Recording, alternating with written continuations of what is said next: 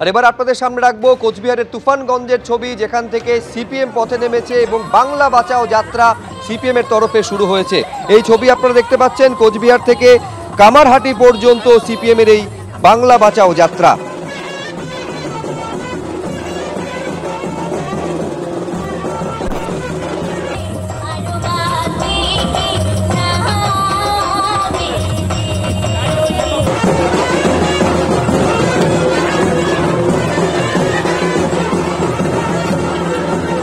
আমাদের পতাকা ছিঁড়ে দিয়েছে। এখানে যে আক্রমণ হয়েছে, যে সন্ত্রাস হয়েছে, সেটা গোটা রাজ্যের মানুষ জানুক। তো সন্ত্রাস শেষ কথা বলে না, সন্ত্রাসের পরেও আমাদের কর্মীরা, সমর্থক, দরদিরা তারা জেগে উঠেছেন, পায়ে পায়ে তারা তৈরি হচ্ছেন। এই এসআইয়ের সময় গোটা রাজ্য জুড়ে সবচেয়ে বেশি সহায়তা কেন্দ্র আমরাই গড়ে তুলেছি। এই সমাবেশ আজকে সফল হলো দেখলেন। এরকম প্রত্যেক দিন একাধিক সভা হবে গোটা রাস্তায় জুড়ে, এবং সেখানে মানুষ আসবেন, তাদেরকে আহ্বান জানাচ্ছি সব অংশে আসবেন। এবং নতুন প্রজন্মের নেতৃত্ব, সংগঠক, জেনজি তারাও উৎসাহ নিয়ে অংশগ্রহণ করছে, তাদেরকে আহ্বান জানাচ্ছি। তার সঙ্গে শ্রমিক, কৃষক, ক্ষেতমজুর, কর্মচারী, মহিলা, ছাত্র, যুব সঙ্গে অন্যান্য অংশের মানুষ, শিক্ষক, ছোট ব্যবসায়ী, দোকানদার, পরিযায়ী শ্রমিক, তাদেরও দাবি দেওয়াগুলো এখানে তোলা হচ্ছে। গত কয়েকদিন ধরে আমরা দেখিয়েছি যে কিভাবে সীমান্তে বাংলাদেশিরা ভিড় করেছেন, আর এবার যে ছবি সামনে আসছে, জনশূন্য মধ্যমগ্রাম পুরসভার ৩ নম্বর ওয়ার্ড মধ্যমগ্রামের মাঠপাড়ার গোটা গ্রাম খালি হয়ে গিয়েছে। দেখতে পাচ্ছেন সেই ছবি, মধ্যমগ্রামের ৩ নম্বর ওয়ার্ডের মাঠপাড়া, এবং সেখানে গোটা গ্রাম, যেখানে প্রায় ১০০টি পরিবার বসবাস করত, তারা সেখানে নেই। এবং এখানকার বাসিন্দারা কাগজ কুড়োনো, জঞ্জাল সাফাইয়ের কাজ করতেন। স্থানীয়দের অভিযোগ, এখানকার বাসিন্দারা নাগরিক সুবিধাও পেতেন, আর সেই গোটা গ্রামটি একেবারে খালি হয়ে গিয়েছে। ২০০২-এর ফর্মে নাম না থাকায় সবাই চলে গেছে বলে দাবি করছেন স্থানীয় বাসিন্দারা। আর এই নিয়ে সরাসরি কথা বলবো এই মুহূর্তে প্রতিনিধি সমীরণ পাল আমাদের সঙ্গে রয়েছেন। সমীরণের কাছে আসবো, তবে সেই ছবি আপনাদের দেখাচ্ছি যে গোটা গ্রামে প্রায় ১০০টির বেশি পরিবার থাকতো, এবং তার মধ্যে কোনো পরিবারই আর নেই। গোটা গ্রামটাই একেবারে জনশূন্য।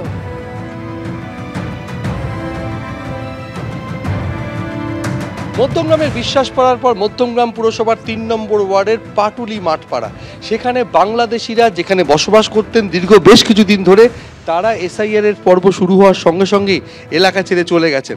আমরা এই মুহূর্তে রয়েছি পাটুলি মাঠপাড়ায়। এখানে একটা পুরোপুরি জনবসতি ছিল, একটা গ্রাম ছিল, গোটা গ্রাম নিশ্চিহ্ন হয়ে গেছে এই মাঠপাড়ায়।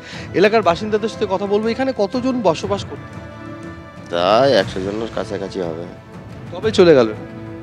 তা দিন ২০-২৫ হবে। কেন চলে গেল তা কি করে বলবো, ওদের ভোটার লিস্টের নাম ছিল, বলে এসআইয়ের জন্য ওরা চলে গেছে। নাম ছিল তাও চলে গেল? তা ২০০০ সালে নাম ছিল না বলে, ২০০০ সালে নাম ছিল না, এমনি সমস্ত কাগজপত্র সব ওদের ওরা স্বাস্থ্যসাথীর থেকে শুরু করে A to Z কাগজ, তারপরে লক্ষ্মীর ভাণ্ডার থেকে শুরু করে সমস্ত কিছুই ওদের আছে।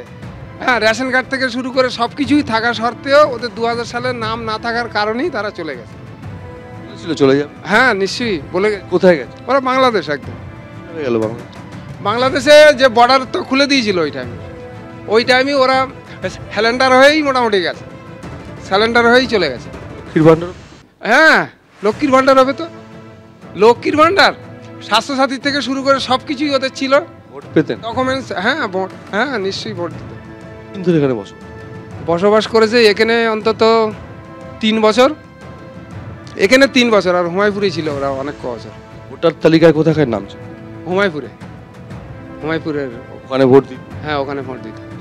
এই আধার কার্ড ছিল, সব ছিল ওদের। লক্ষ্মীর ভাণ্ডার? হ্যাঁ, লক্ষ্মীর ভাণ্ডার সবই পেত ওরা, রেশন তুলতো, সব কিছু পেত ওরা। অন্তত নেই করে 15-20 বছর আগেকার জন্ম সার্টিফিকেট করে নিয়েছি। আমাদের নেই, কিন্তু ওরা করে নিয়েছে। কি বাংলাদেশ? না, আমরা বাংলাদেশ থেকে আসবো কি করে? আমাদের ওই টাইমে আমাদের ছিল না, আমার আব্বারা করেনি। আমরা এই মুহূর্তে দেখতে পাচ্ছি কার্যত ধ্বংসস্তূপের চেহারা নিয়েছে।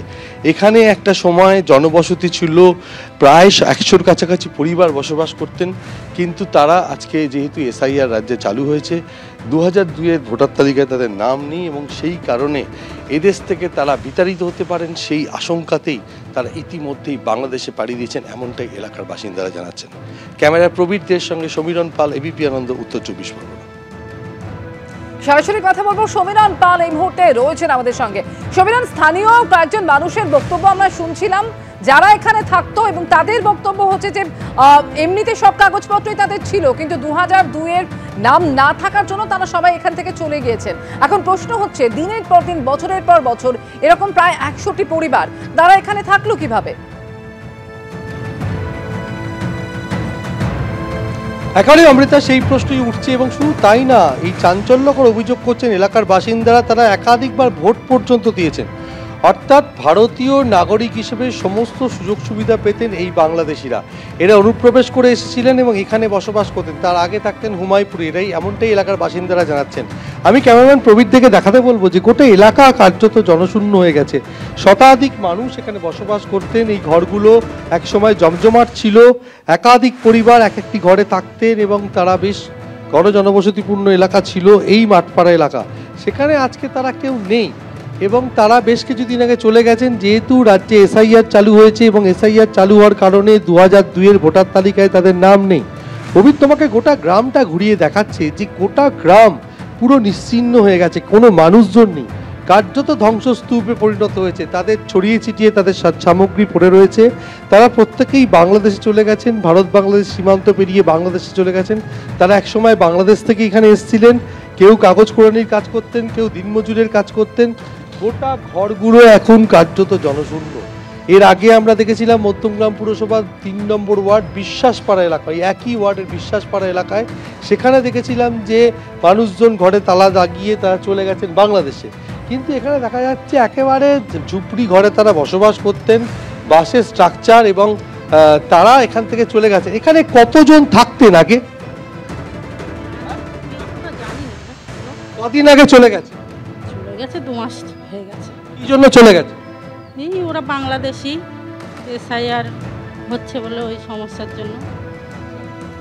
ওদের ভোটার কার্ড ছিল তো? ওদের কিছু ছিল না। এলাকার লোকদের ভোটার কার্ড ছিল। এরা কি কাজ করতো? এরা আমি অতটা জানি না। ওরা ওই সব ক্যাসড়া কুড়ানো কাজ করতো। অর্থাৎ দিনমজুরের কাজ করতেন। এলাকার বাসিন্দারা বলছেন যে তারা যেহেতু বাংলাদেশি, তারা চলে গেছেন বাংলাদেশে। অর্থাৎ বাংলাদেশে পাড়ি দিয়েছেন তারা, এবং এই মুহূর্তে তাদের সমস্ত ফেলে যাওয়া জিনিসপত্র পড়ে রয়েছে। একেবারে কার্যত নিশ্চিহ্ন হয়ে গেছে গোটা এলাকা। বিশ্বাসপাড়া এলাকায় যখন তারা চলে গেছিল, সেক্ষেত্রে এলাকার বাসিন্দারা অভিযোগ করেছিলেন তারা সরকারি সুযোগ সুবিধা পেতেন। আর সেই এলাকার পর সমীরণ মাঠপাড়া এলাকা, এবং সেখানেও একই ছবি সামনে এলো, গোটা গ্রামটাই একেবারে জনশূন্য হয়ে গিয়েছে। সঙ্গে থাকো সমীরণ। এবিপি আনন্দ, এগিয়ে থাকে, এগিয়ে রাখে।